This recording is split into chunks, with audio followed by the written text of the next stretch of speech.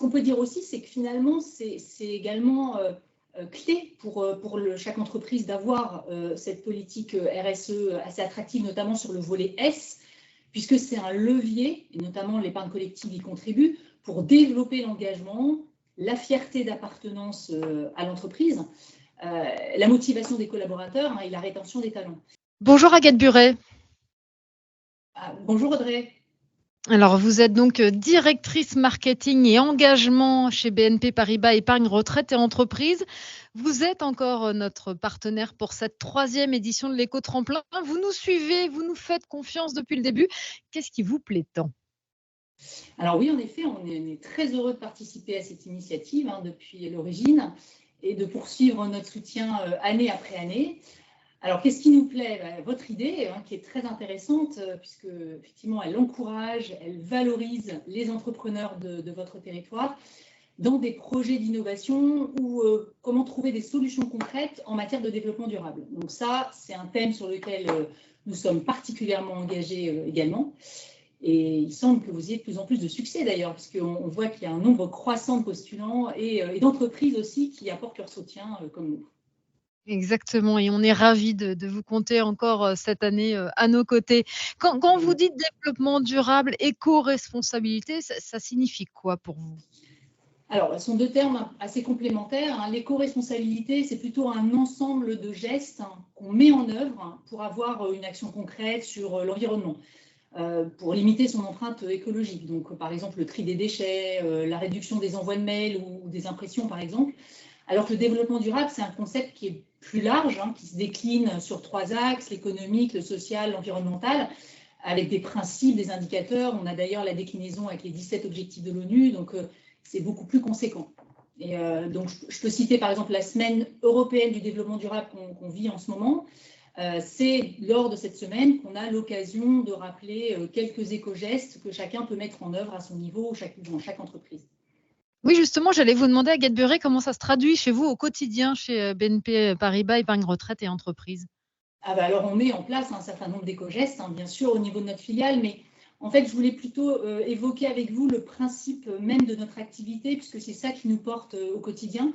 Parce qu'en fait, aujourd'hui, ce qu'on fait, c'est qu'on propose à l'entrepreneur, aux chefs d'entreprise, aux directions RH, des dispositifs d'épargne salariale, de retraite, d'actionnariat salarié, qui leur permet de redistribuer à leurs salariés donc une partie de la valeur qu'ils ont contribué à créer.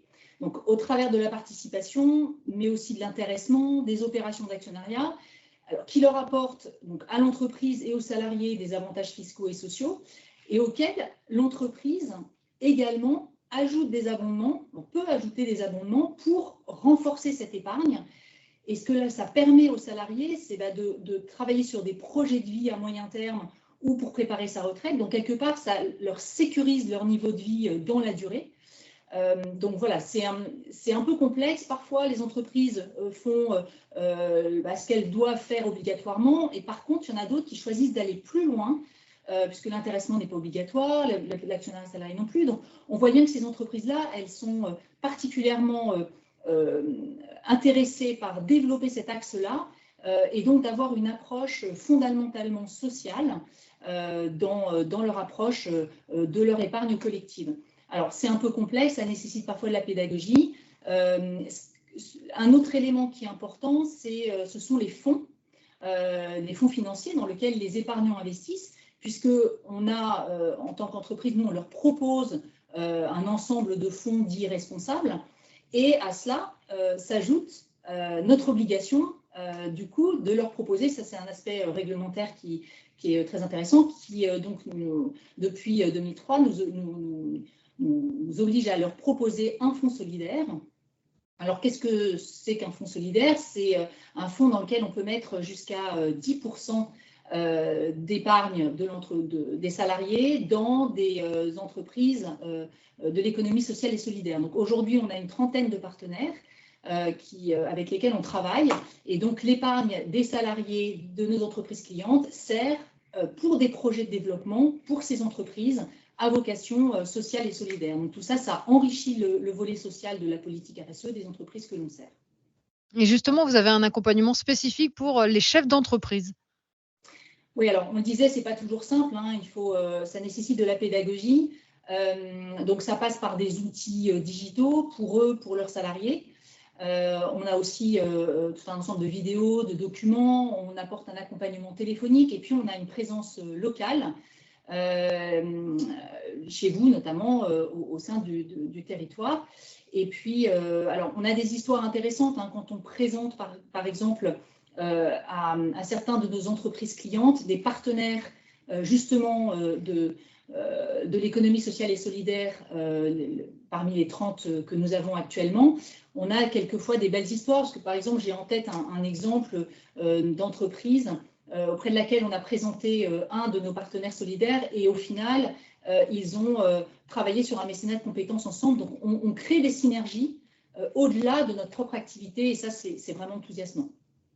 On a l'impression, Agathe Buret, qu'aujourd'hui, en 2023 et même depuis quelques années, pour une entreprise, c'est vraiment indispensable d'avoir cet engagement RSE écologique. Ça doit faire partie de son ADN, hein, sa responsabilité citoyenne. Ce qu'on peut dire aussi, c'est que finalement, c'est également clé pour chaque entreprise d'avoir cette politique RSE assez attractive, notamment sur le volet S, puisque c'est un levier, et notamment l'épargne collective y contribue, pour développer l'engagement, la fierté d'appartenance à l'entreprise, la motivation des collaborateurs hein, et la rétention des talents. Là, j'ai un exemple à vous donner, puisqu'on a fait une étude avec CSA à fin 2022, et auprès de détenteurs d'épargne, plus de 1000 salariés, en fait, détenteurs d'épargne collective. Là, j'ai 3 chiffres à vous donner. On a d'abord identifié que plus de 70% d'entre eux pensent que l'entreprise, elle a un rôle à jouer sur les sujets de développement durable. Donc ça, c'est quand même très important, parce qu'en fait, ils reconnaissent le rôle de l'entreprise sur la thématique du développement durable. Le deuxième chiffre, c'est 80% d'entre eux qui pensent que proposer des placements responsables permet de les associer, eux, en tant que salariés, à la politique RSE de l'entreprise. Donc, eux-mêmes font bien le lien, finalement, entre cette notion d'épargne collective et cette notion d'axe S au sein de la politique RSE de l'entreprise. Et puis enfin, on a à nouveau 70%. Là, ce sont 70% des épargnants qui pensent que ça renforce leur fierté d'appartenance et leur engagement. Et donc, c'est tout naturel pour toutes ces raisons que vous êtes à nouveau à nos côtés pour cette 3e édition de l'Éco-Tremplin Radio Mont-Blanc. Bah oui, parce qu'en fait, on partage avec, et je pense que les autres partenaires le partagent aussi, des valeurs communes d'engagement. On a nos conseillers, nos experts qui travaillent en grande proximité locale avec nos clients. Donc oui, ça fait tout à fait sens d'être un partenaire historique de votre initiative. Agathe Buret, chez BNP Paribas Épargne Retraite et Entreprise, qu'est-ce que vous attendez de cette 3e édition de l'Éco-Tremplin ? Bah écoutez, alors ce que je peux dire, c'est que moi-même, ainsi que Marianne Decaux et Sandrine Chanal, hein, qui œuvrent sur le terrain au quotidien, on attend d'être séduite, enthousiasmée par les beaux projets innovants des entreprises qui vont nous être présentés. Je pense qu'il y en aura sûrement beaucoup.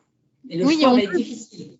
Exactement, surtout qu'en plus, cette année, il y a des nouvelles catégories, vous le savez très bien, on parle par exemple de préservation des ressources, de décarbonation, de santé, bien-être. Ça résonne là aussi dans votre engagement. Bah oui, tout à fait. En fait, nous, ces nouvelles catégories, elles font écho notamment à 2 nouveaux fonds financiers qui sont intégrés dans nos dispositifs, hein, qui adressent donc, pour l'un d'entre eux les enjeux de préservation des ressources avec une stratégie sur la thématique de l'eau. Et puis, d'autres enjeux sur le développement humain avec une stratégie d'investissement plutôt orientée croissance inclusive qui, elle, est alors vraiment complètement dans la dimension sociale. Donc, en fait, on répond en cela hein, à cette demande croissante des entreprises et de leurs salariés qui est de donner du sens à leur placement. Il faut quand même se rappeler d'une chose, hein, c'est que construire une épargne collective au sein d'une entreprise, c'est une action paritaire, puisqu'en fait, ça se construit en grande proximité avec les partenaires sociaux. Donc finalement, ça permet d'aider à la cohésion en fait, aussi de l'ensemble des salariés au sein de l'entreprise.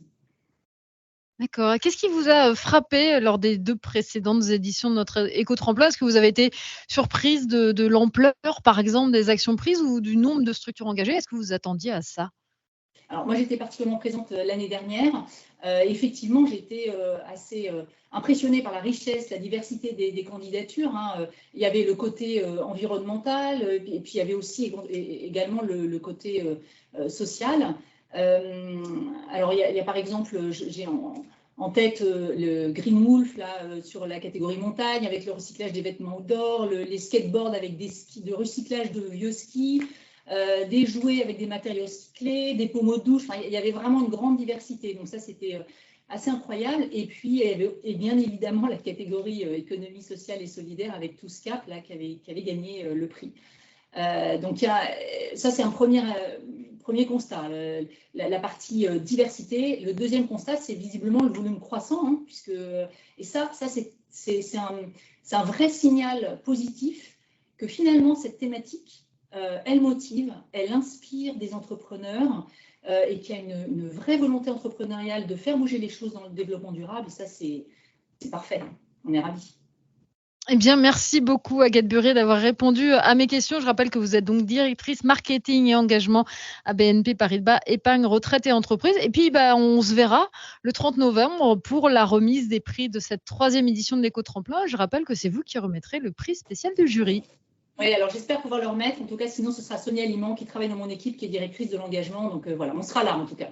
Merci. En tout cas, BNP Paribas Épargne Retraite et Entreprise sera encore là pour cette 3e édition. Exactement. Merci à Avec vous. joie. Merci. Merci, au revoir Audrey.